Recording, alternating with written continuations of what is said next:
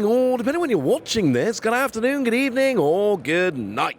My name's Ross, and as always told, out of Voice of Radio, so I'm back with one more update about Black Bolt and White Flare. I've shown you a lot about this set over the past couple days, but there are a bunch of cards that have been revealed that I haven't shown you yet, which is frankly a little bit rude, so let's go and have a look now. And let's start off with a very exciting card, Ignition Energy, which is going to look a little bit familiar, but if it does, it's better than you remember. Now, what we got is a card here. If it's attached to one of your Pokemon, it must be discarded at the end of the turn. It's a one-turn deal. And it provides one colorless energy while it is attached to a Pokemon, which, to be fair, is pretty standard. We see that a lot.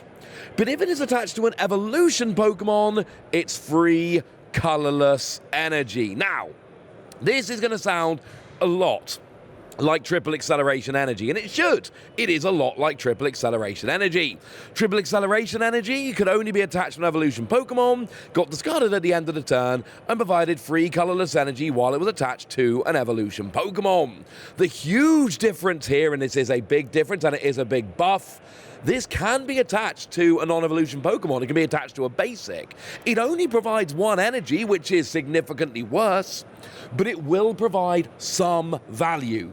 And that's a huge difference. If you've got a basic Pokemon only, you can attach this and get some value out of it. But there's little things like you can attach it to a Pokemon and then go and play Professor's Research, discarding your entire hand, and then maybe you draw into the evolution, evolve up, and get the use of it. That's the point here. That's one of the main uses here, is evolving it to a basic, hoping to evolve this turn, but otherwise you'd have to either discard the energy or not play the supporter, which would be bad. Here you can attach, play the supporter, and hope you draw into it. And this is a kind of card which is going to help a million Pokemon from here until the time it is rotated out. And it's kind of impossible to try and figure out exactly all the Pokemon it's going to help, because many of them literally haven't been revealed yet. But I'm going to give you one. How about something like Slacking? You do 280 damage. It is an awful lot of damage. But also, we don't have a double energy anymore. All the double energy we might have had previously went and rotated out. So, yeah, put this onto Slacking. It only lasts for a turn, but you know what? Play 4 of them, that's 4 big hits. I'm sure you'll be fine. Make no mistake about it, this is something that could really help in that deck. But there's a brand new supporter card that's been revealed as well. It is Hilda. And Hilda's nice and straightforward. You search your deck for an evolution Pokemon and an energy card, reveal them, and put them into your hand. And it is important to note here, it is specifically an evolution Pokemon. You cannot go and search out a basic, but it is any energy. It doesn't say basic, it doesn't say special, so you absolutely can search for any kind of energy here. Any kind of energy will do. And this helps immensely for Pokemon with weird energy costs. And I'm thinking of Dragapult here. We've got Fire and Psychic. That's an awkward energy cost. And what you might be wanting to do here is playing weird types of energy. We might see one in a minute, who knows? But the point is, a lot of the time when you get here, you really want to grab your Dragapult, but then you also need to go and get an energy. And this is basically a solution that will do both. Is it perfect? No. Do I expect to see this played as a 4 of even Dragapult decks? No. Is this an incredibly useful tool? Oh my, yes, it absolutely is. Some decks are going to love it. Now, as well as that, we've also got the return of Stoutland. We've got some reprints we'll get to in a minute. They're very relevant. But first, we've got our old friend Stoutland. And I quite like Stoutland, I'll be honest with you. He's a cute little pupper. Now, in terms of the pre-evolutions, we do have a Heria here, which is not vanilla. It makes, well, you make your opponent switch their active Pokemon, and then it's up to them which one they put active, but you get to make them switch, which is quite nicely. And then the basic is just 10 damage, flip a coin, if heads, 20 more. Not that useful, and honestly, even the stage 1, even your Heria here, you don't really want to be using this. If you can avoid it, you'd honestly rather not be using it. But there are going to be games where you don't have anything else. You can force it to the bench, which will force something awkward active. Maybe your opponent takes a turn or 2 off attacking, and when they take a turn or 2 off attacking, then you can come in and do some good. And you know what? That sounds all right by me.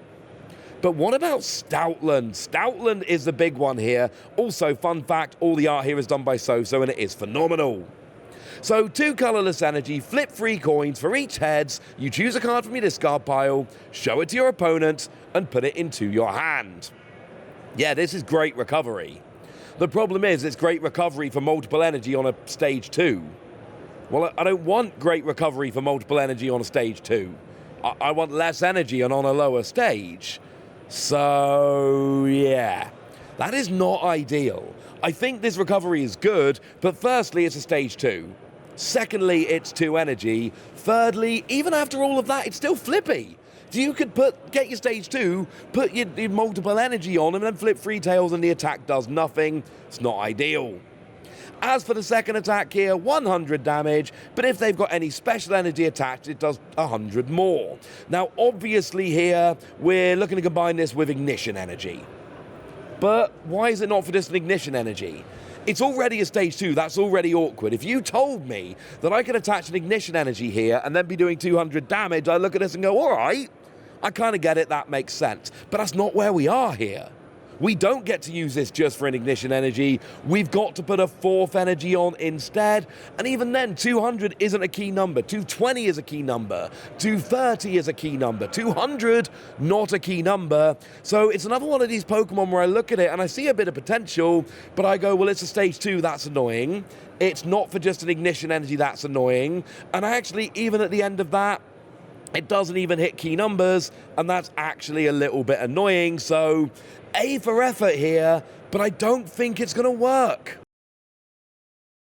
But we do have some very interesting reprints coming along, and I think people are going to like these, like Air Balloon.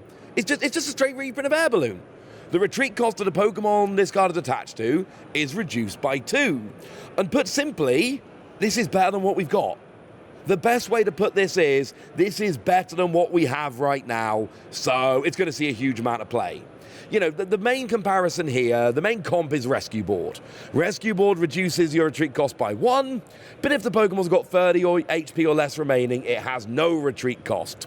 Put simply, there are still going to be games where Rescue Board is good. There are still going to be decks that want to play Rescue Board. But the reality is, reducing it by 2 is so much better than reducing it by 1. And yeah, if there's 30 HP or less remaining, Rescue Board is free, or gives you free retreat. I get that, it's brilliant. It's not going to happen often enough. I'm sorry, it's not going to completely replace Rescue Board, but a lot of the time it is just going to be better. Want another big card which is coming back? How about Prism Energy? We love Prism Energy. Prism Energy's huge. It's only for basic Pokemon, but it's just any color energy. No, it's only for basic Pokemon. Now, this can, of course, be attached to something else, and it provides colorless energy, but otherwise, it is just on a basic Pokemon, any energy, anything else, 1 colorless energy. And what we're looking for here is anything with an awkward attack cost, but it only needs 1 colored energy, and the poster child of this is Iron Hands. I'm not saying it's going to be the only use, I'm not even necessarily saying it's going to be the best use, although I'm sure a bunch of people are already eyeing it up. I'm saying it's going to be a good use. Iron Hands here is brilliant. Amp you very much for 1 lightning and 3 colorless energy, does 120, and if you take a KO, you take an extra prize. The biggest issue here is that colored energy. This fixes that beautifully. There will be many other times you use this. All basic Pokemon get better because of this. And yes, we can start making box decks with random basic Pokemon. And Prism Energy, watch out, things are going to get spicy. Now, less exciting, I'm going to be honest with you, is a reprint of Cheron. Frankly, I already showed you we're getting a fancy full art version as a promo over at the sealed events for Black Bolt and White Flare.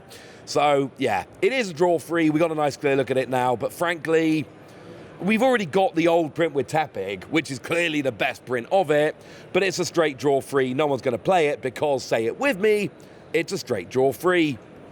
And then we've got Professor's Research Juniper. Now, funnily enough, this exact card has been printed in Japan in the Generation decks. We never got this print of it as far as I can remember. We never got the Juniper.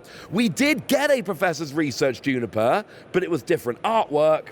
But I just want to call this one out because, of course, Professor Juniper was the first time we had this discard your hand, draw 7, so seeing it come back in this black and white set is absolutely beautiful. Make no mistake about it, Ignition Energy is going to be big, Flowstone coming back is going to be big, Prism Energy coming back is going to be big. I know some of these are reprints, but I'm telling you right now, when I put on the thumbnail something like big new cards revealed, I mean it, because these are going to see play and these are going to change decks.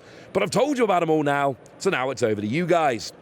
Tell me what you think about all of this. Tell me how hyped you are for this black and white set in the comment section. Go nuts! Be nice!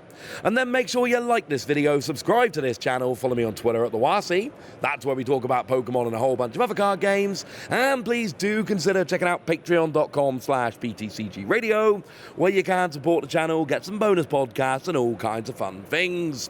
But by far the most important thing as always, look after yourselves till next time, would ya? Thank you very much for watching. My name's Ross, and you've been watching PTCG Radio.